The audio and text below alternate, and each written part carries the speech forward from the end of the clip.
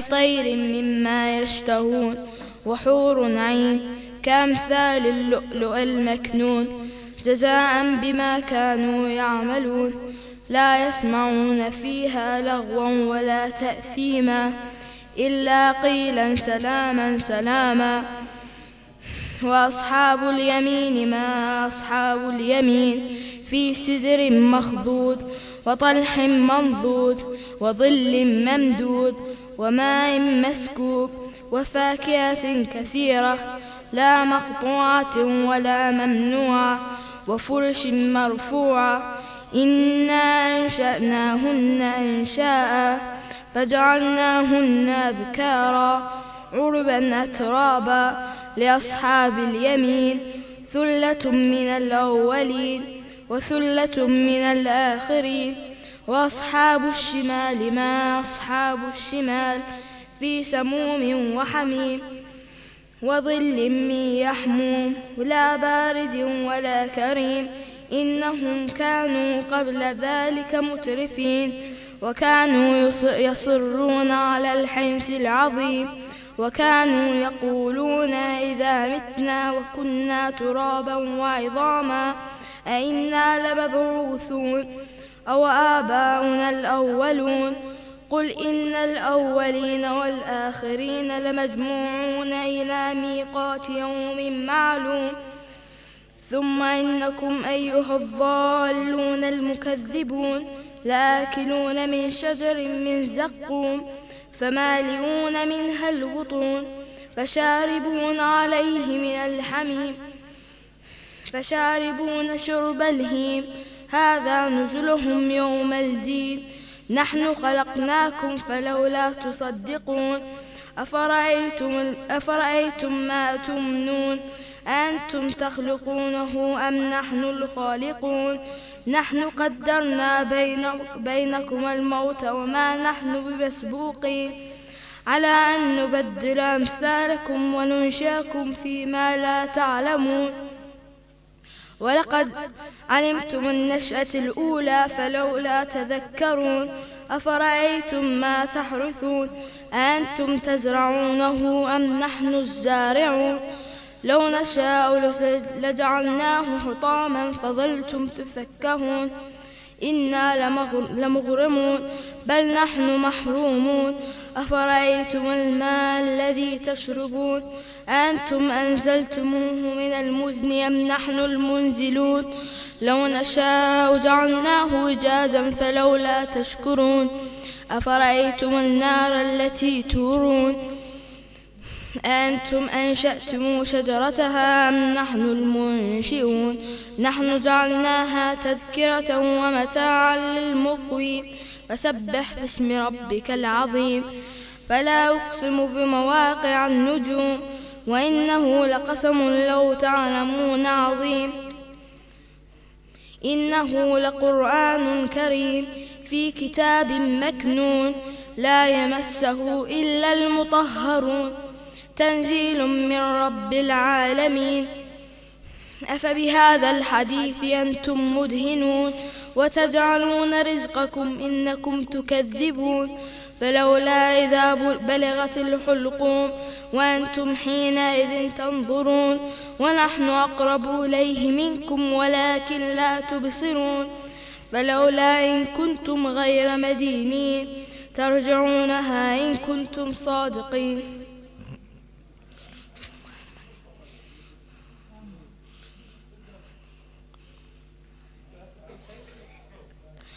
فأما إن كان من المقربين فروح وريحان وجنة نعيم وأما إن كان من أصحاب اليمين فسلام لك من أصحاب اليمين وأما إن كان من المكذبين الضالين فنزل من حميم وتصلية جحيم إن هذا لهو حق اليقين فسبح باسم ربك العظيم صدق الله العلي العظيم.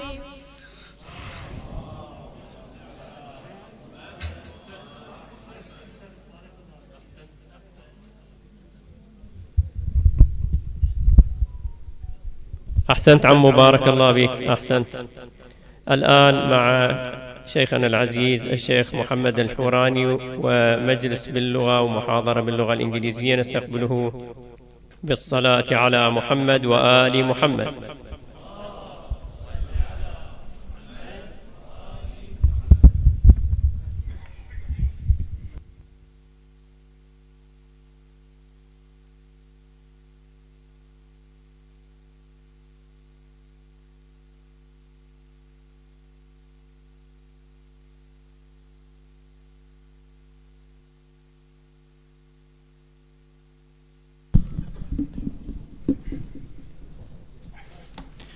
بسم الله الرحمن الرحيم. لا حول ولا قوة إلا بالله العلي العظيم. صلى الله عليك يا سيدي ويا مولاي يا رسول الله. صلى الله عليك يا سيدي ويا مولاي يا أبا عبد الله، يا رحمة الله الواسعة ويا باب نجاة الأمة، غريب يا مظلوم، يا ليتنا كنا معكم سيدي فنفوز فوزا عظيما.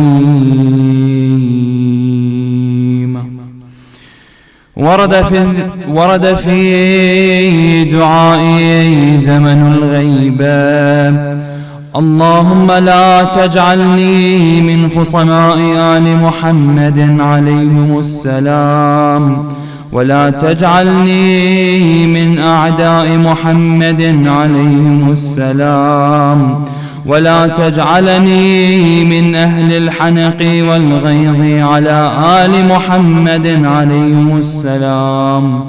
صدق مولانا وإمام زماننا وولي نعمتنا صاحب الأمر والزمان، إهداء إليه رحم الله من رفع صوته بالصلاة على محمد وآل محمد.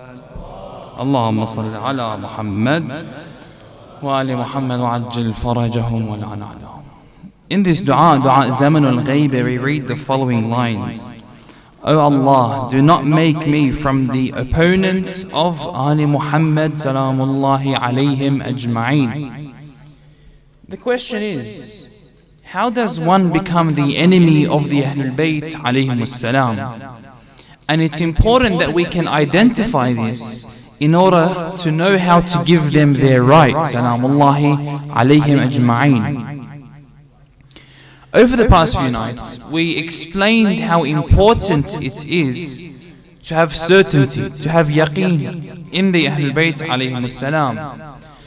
And then we explained the importance or the important effect that the heart plays in regards to the connection with the Ahlul Bayt alayhim as-salam, and most specifically with the Imam of our time, Imam Sahib al-Amri wal-Zaman Ruhilahu al-Fida. Tonight, Imam al-Mahdi alludes to one concept in Dua Zaman al-Ghayb. And from within this concept, he opens up the tree of Bara'ah, the tree of disassociating ourselves from that of which Allah subhanahu wa ta'ala orders us to do so. But before we get to the part of al-Bara'ah, let's first establish how one becomes an enemy to the Ahlul Bayt alayhim as-salam. There are a variety of ways that one becomes an enemy to the Ahlul Bayt. The first one starts with the way that we live our lives. How do we live our lives? Our core values, what are they? How do we live our day-to-day life? Is it that in the way of the Imam salamullah alayhim or not? So if I sit down, I examine how I live, how I wake up, how I go to sleep, how I eat, how I speak, how I communicate. And if we are to read Al-Kafi, if anyone wants to get into the books of religion, Al-Kafi is a beautiful book to start with. However, it's a very, very long book. There is more than one volume. Babul Aql, all of these abwab in al-Kafi help one identify what is required from them, but that's for another time. Our core values. Yesterday we explained that in society that we are living in today, if you go to work, your identity is being attacked. If you go to university, your identity is being attacked. Wherever you are, your identity is being attacked by a new form of Western civilization. You know, I mentioned this in my previous lecture that I usually have after this blessed majlis, that our identity is being attacked in what way? In a way that nowadays, if people come out into, I've seen this all over social media, they come out, they begin asking people, what is a female? What is a male? And the funny thing is, no one's been able to answer this. This concept of who a female is and who a male is so diabolical in the minds of people today that no one knows how to answer the most easiest of questions. And I'm not here today to sit to discuss who is a male and who is a female and how to distinguish between the two. It's quite obvious. Allah subhanahu wa ta'ala elaborates on this in the Holy Quran. So our identity is being attacked. It's being molded in such a way that our core belief in the Ahlul Bayt alayhimus salam is being stripped away from us. And every single step that we take to aid this is what makes us from the enemies of the Ahlul Bayt. Between two brackets, how did I come about discussing Dua Zaman al-Ghaiba in the month of Muharram? Where did I get this topic from? I recall once I was on the way to work a few months back and I heard this one line, Allahumma la taj'alni min khusama'i ali Muhammad alayhimus salam. This one line shook me. On the way to work, I was catching the tram, I heard this one line and I said, this dua needs an explanation. Because through these words we understand what's required of us. So if I look at myself, I look at how I act, I look at my core values, is it that of the Ahlul Bayt or not? That's why we were created. And tonight, Laylat Muslim ibn Aqil Ruhi lahu al-Fida, a warrior like no other, teaches us one thing, one message, and that's the message of Bara'ah, disassociating ourselves. Who did Muslim ibn Aqil disassociate from? The likes of Ubaydullah ibn Ziyad, that was in charge of Al-Kufa. So the concept of disassociation isn't only in Islam. It's not restrained or constricted to that of religious values. No, in society today, where you and I, our identity is being attacked, we have bara'ah, we disassociate from the new identity that is being introduced today. So I look at my core values, I look at where I see myself, is it that of the Ahlul Bayt's values or not? That's how I know where I am from Imam al-Mahdi salamullah alayhi's path and his message. You know, becoming an opponent to the Ahlul Bayt doesn't mean that you have to pick up a sword. Doesn't mean that you have to get a rock and throw it at the Imam of your time. No, it's not restricted to such a small circle. Everything you do can potentially cause you to become an enemy. Your tongue can cause you to become the enemy of the Imam of your time. That's why it's very important that you analyze the circumstances around you. Because becoming an enemy, like I just mentioned a few seconds ago, it's not restricted to holding a sword. Every stance that we have can potentially make us an enemy of the Ahlul Bayt alayhimus salam. And that's why we explain the importance of making dua. Oh Allah, that certainty that I have in Imam al-Mahdi, don't strip that away from me. Because I know that I'm in a time where my identity is being attacked. I know that I'm in a time where the civilization has normalized the female hijab to be removed. Right? We've all seen this in society. I've seen many females in society wear the hijab and then take it off the next day. So there is something wrong. There is something missing. There is a message that hasn't been given out properly. And this is why it's extremely important to understand the message of the Imams, salamullahi alayhim ajma'in. Holding on to their path is a way to secure yourself from not becoming an enemy to them. You might say, I'm sitting at home, but I'm listening to the scholar from another sect speaking about circumstances in life. What harm is this going to hurt me? No.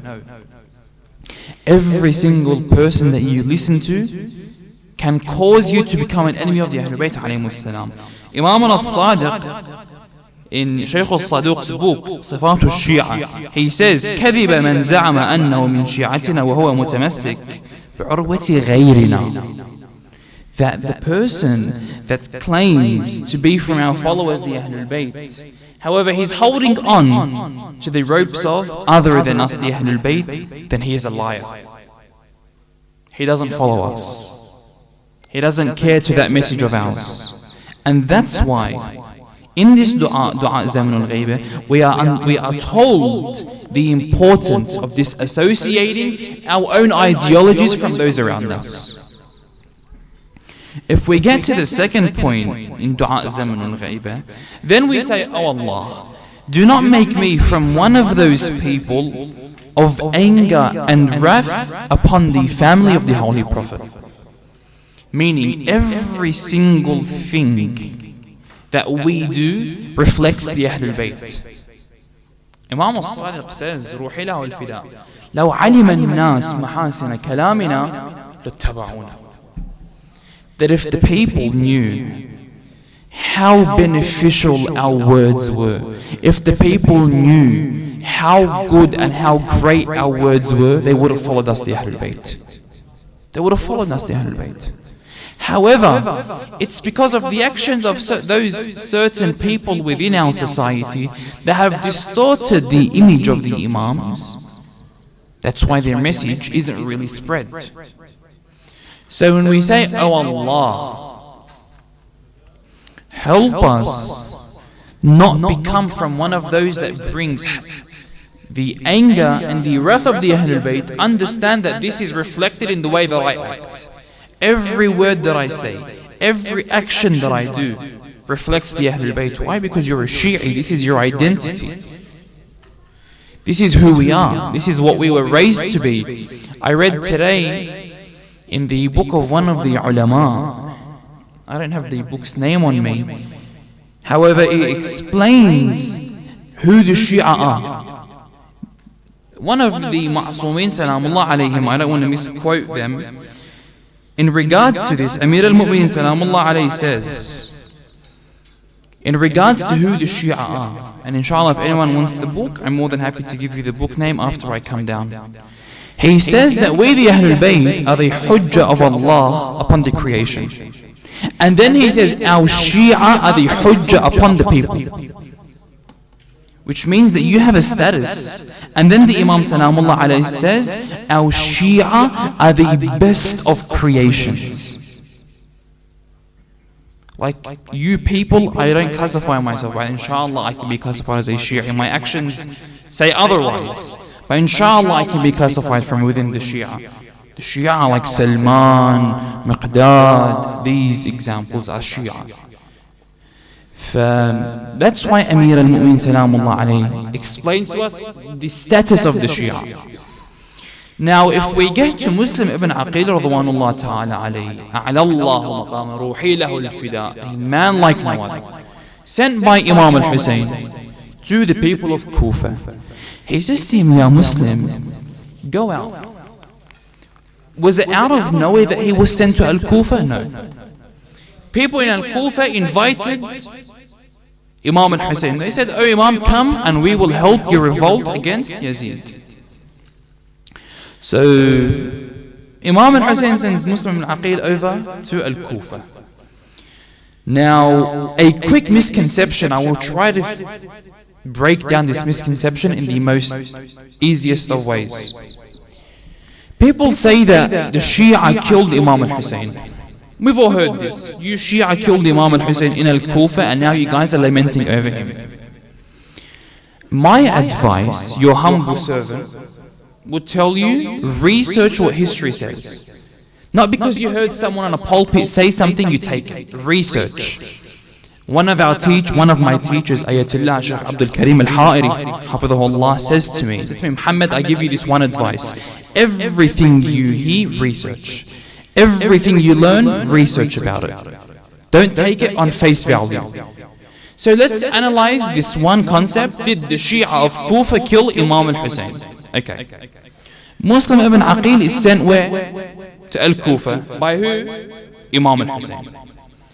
Al-Kufa was the hub of the Shia, yes. There were a lot of Shia residing in Al-Kufa. However, there was a governor that was in Kufa that wasn't so much or did not have that much anger and animosity towards Muslim ibn Aqil and Imam al-Hussein's path. So Yazid hears about this, he says, we can't have this. So he sends Ubaydullah ibn Ziyad to Al-Kufa, he says, you take charge of this. Now when Ubaydullah came in charge, what did he do? Mind you, Kufa at this time was filled with Shia. Ubaydullah ibn Ziyad began to bring all the Shia families together, and he started to migrate them around the world. He started to move the Shia into different countries. Which meant what? That the Kufa that was once a Shia-filled center, suburb, whatever you want to call it, every day was getting smaller and smaller. The Shia were moving and moving. Okay, then what? Then Ubaydullah brought people from Sham who were followers of Yazid and followers of Muawiyah. He brought them where? Into Al-Kufa. Which meant that Kufa was now every day becoming a what center? A Yazid centralized area. So when Muslim ibn Aqil arrives, a lot of the Shia weren't there anymore. And those that were present in Al-Kufa were threatened. That either you follow that path of Yazid or we will kill you. So by the time Muslim ibn Aqil sends Imam al-Hussein the letter saying that yes, the people are here to support you, by that time Ubaydullah ibn Ziyad began kicking out the Shia, if we can use that term. And he brought in followers of Yazid. Which meant that Muslim had no one to support him at that time. Even though there was a variety of people there, after he finished his salah, he turns around, no one was behind him. Which means, did the Shia kill Imam al-Hussein? No. Because there were barely any Shia left in Al-Kufa, and it was all filled with followers of Yazid and Ubaydullah ibn Ziyad. Now some might ask, okay, Muslim ibn Aqil was present in Al-Kufa. Why didn't he go to the houses of companions? Since he was trying to escape from the army of Ubaydullah once they heard that he was here to spread the message. Why didn't Muslim ibn Aqil go to the house of Mukhtar, for example? Mukhtar, the man that seeked revenge for Imam al-Hussein. Imam Zainul Abidin has a particular word in regards to al-Mukhtar. Radwanullah ta'ala alayhi, despite what some people come and they have a few opinions of him, Radwanullah ta'ala alayhi. He was in jail. So how was he going to support Muslim al-Aqil when he himself was in jail? A few of the companions that were also loyal to Amir al-Mu'mineen were in jail as well. They were all jailed. So Muslim ibn Aqil had no one to go back to, because everyone else wasn't there, and everyone else had been migrated to different places. The stance of Muslim ibn Aqil is that of Bara'ah. And we, the Shia, have two main concepts, at-tawalli and at-tabarri. Associating ourselves with those whom Allah subhanahu wa ta'ala wants us to associate, and disassociating ourselves with those whom Allah subhanahu wa ta'ala wants us to disassociate. In the book of Shaykhuna al-Saduq, Sifat al-Shia, Imam al-Sadiq says, Sadiq, aduwullah, aduwullah. That the friend, if you are the friend of Allah's enemy, then you are Allah Ta'ala's enemy. Imam al-Sadiq says this, not me, not my teachers, not my grandfather, none of this. Our Imam Hujjatullah al-Khalq. There are a variety of ahadith that explain to us the importance of bara'ah, disassociating ourselves from those that attack the Ahlul Bayt alayhim salam. Now there are ways in which we disassociate, and there are ways in which we don't disassociate. we must understand that yes, there were companions in history that waged war against the Ahlul Bayt. Yes, we have books in history that indicate that the house of Fatima Zahra was attacked by a particular member of Sahaba. Yes, we agree with this. Do we curse these people? Yes, we curse them. This is my aqidah. I'm not going to apologize if I hurt someone's feelings. This is my aqidah. I believe in the one that attacked the house of Fatima is a kafir, without a doubt. However, do I go out into the street and say, Ya Ahl al-Alam, this man is 1, 2 and 3? No. The same way Imam al-Hasan salamullah alayhi ruhillah al-fida, a man comes up to him, begins swearing at him and his father Amir al-Mu'mineen. How did Imam al-Hasan react? He smiles, he says, أظنك غريب. You seem like a stranger. If you need help, we will help you. If you need clothing, we will give you clothing.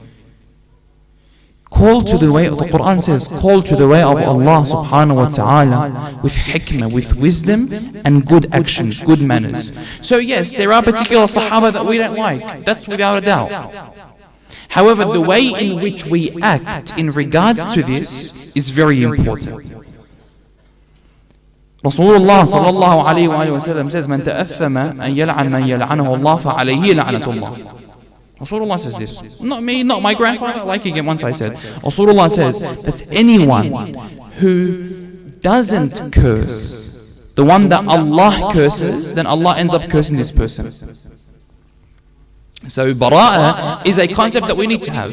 And Imam al-Husayn's message was that of bara'ah.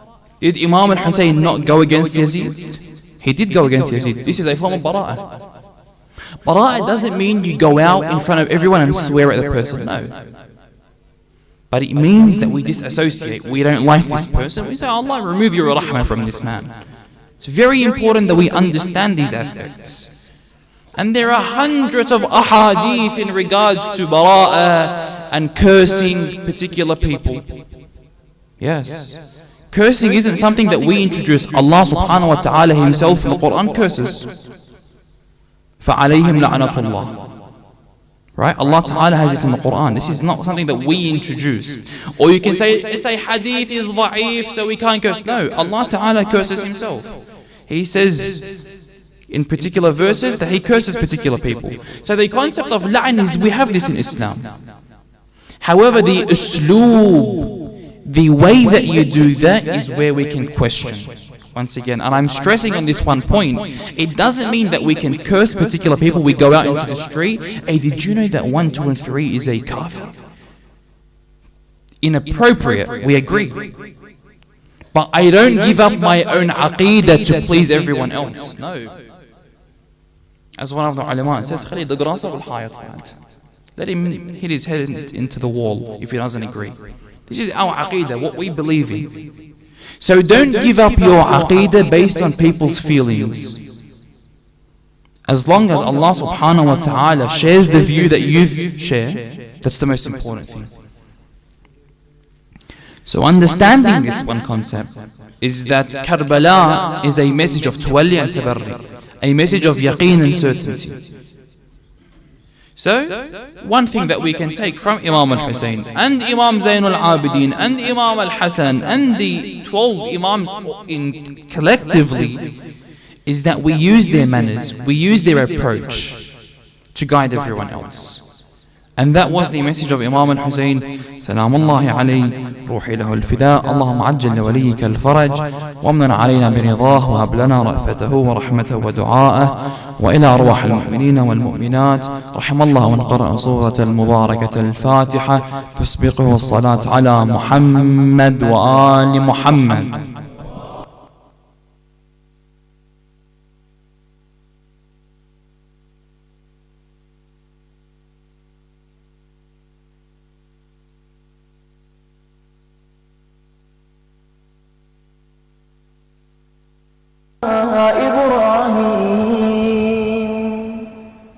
أعوذ قلنا يا نار كوني بردا